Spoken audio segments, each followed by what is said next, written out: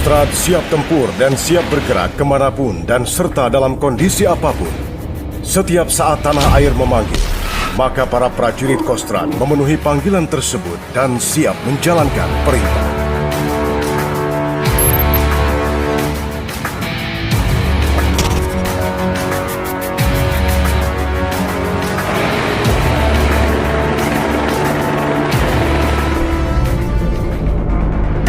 Kostrad lahir dalam situasi bangsa Indonesia sedang memperjuangkan Irian Barat kembali ke pangkuan Ibu Pertiwi Republik Indonesia. Pada tanggal 6 Maret 1961, dibentuklah Cadangan Umum Angkatan Darat atau Caduan.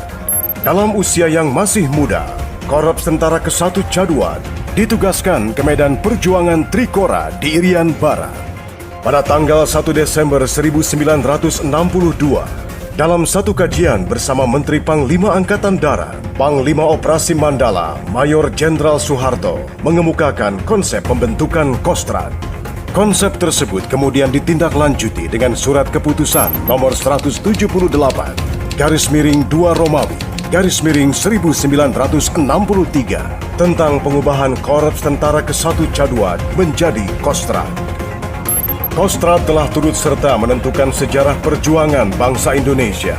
Kini tumbuh dan berkembang menjadi satuan pemukul strategis yang handal di jajaran TNI, serta siap menjaga dan mempertahankan integritas bangsa dan negara Indonesia yang bersendikan Pancasila dan Undang-Undang Dasar 1945. Kostrad telah membuktikan perannya dalam kiprah menangani beberapa operasi penyelamatan kedaulatan negara, seperti penumpasan PRRI Permesta, penumpasan gerombolan DITII, keberhasilan membongkar kejahatan dan menumpas gerakan G30 SPKI persis menjelang peringatan Hari Ulang Tahun Angkatan Bersenjata Republik Indonesia, Operasi Seroja Timur-Timur, penumpasan GAM di Aceh, dan OPM di Papua. Sebagai pengakuan dan penghargaan atas Dharma Bakti Kostrad bagi bangsa dan negara, melalui keputusan Presiden RI nomor 005 garis miring PK garis miring 1968 tanggal 17 Desember 1968, Kostrad dianugerahi Samkarya Nugraha. Dalam menjalankan tugasnya, Kostrad didukung organisasi yang solid. Pangkostrad dibantu oleh seorang kepala staf dan jajaran asistennya, eselon pimpinan, pembantu pimpinan staf, dan badan pelayanan yang berkedudukan di ibu kota negara. Diperkuat oleh eselon pelaksana yang dipegang langsung oleh 3 panglima divisi yang prajurit pendukungnya tersebar di seluruh Indonesia. Saat ini markas Kostrad berkedudukan di Jakarta. Kostrad memiliki 2 divisi infanteri yang handal dan 1 divisi infanteri sedang dalam proses pembentukan. Masing-masing bermarkas di Cilodong, Jawa Barat, Singosari, Malang, Jawa Timur, dan Karyango, Sulawesi Selatan. Siap! Sebelumnya saya sampaikan, perhatikan, selama perintah operasi saya berikan, tidak ada yang bertanya. Dan catat hal-hal yang penting, kehormatan dan kepercayaan diberikan kepada satuan kita. Maka laksanakan tugas dengan sebaik-baiknya. Cocokkan jam. Cocokkan jam. Cocokkan jam. Hitungan mundur dari saya. 3, 2, 1, selesai. Kekuatan besar bernama Kostrad ini tersebar di seluruh Indonesia.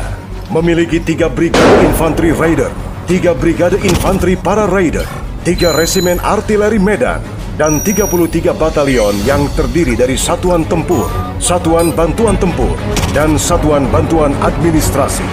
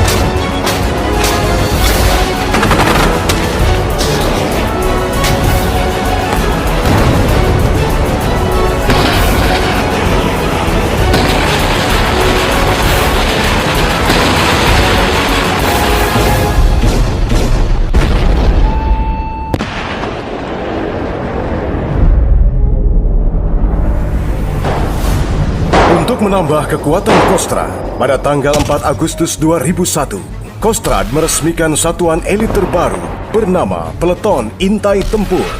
Tontaipur yang mampu beraksi di darat, laut, dan udara.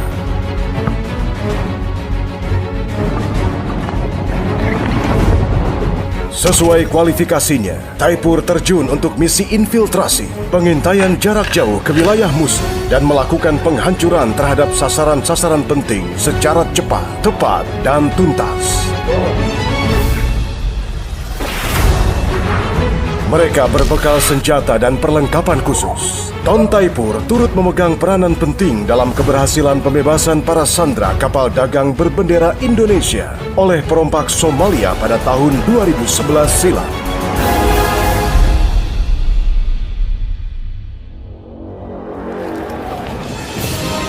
Sejak awal berdiri, prajurit Kostrad selalu berada di garis depan. Penugasan operasi dalam negeri, penugasan pengamanan perbatasan wilayah kedaulatan NKRI. Kostrad aktif dalam tugas kemanusiaan, membantu korban bencana alam, melaksanakan pengobatan massal, menjadi guru di pelosok tanah air. Pasukan Dharma Putra juga disegani di kancah internasional dalam berbagai misi perdamaian PBB. Untuk penugasan luar negeri, pasukan Kostrad tergabung dalam kontingen Garuda, diterjunkan di Mesir, Kamboja, Kongo, Vietnam, Iran, Irak, Somalia, Bosnia-Herzegovina, Lebanon, dan terakhir di Sudan. Kostrad tidak hanya terdepan di medan pertempuran, tapi juga dalam operasi militer selain perang, seperti operasi penanggulangan bencana. Kostrad berperan aktif dalam upaya menunjukkan pada dunia internasional bahwa bangsa Indonesia memiliki tentara yang tangguh dan tak bisa dipandang sebelah mata.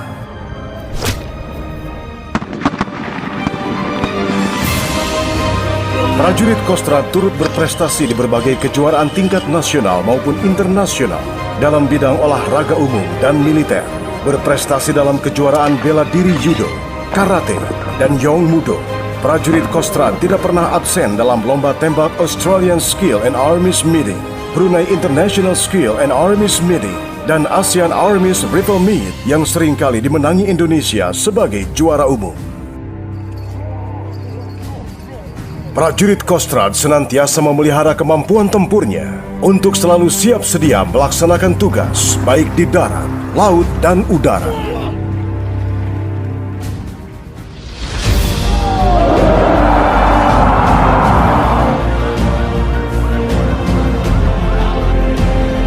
Bagi prajurit Kostrad, tugas di atas segala-galanya, karena tugas adalah kehormatan, kebanggaan, dan harga diri. Citra dan martabat prajurit Kostrad diukur dari keberhasilan dalam pelaksanaan tugas. Cakra! Cakra! Cakra!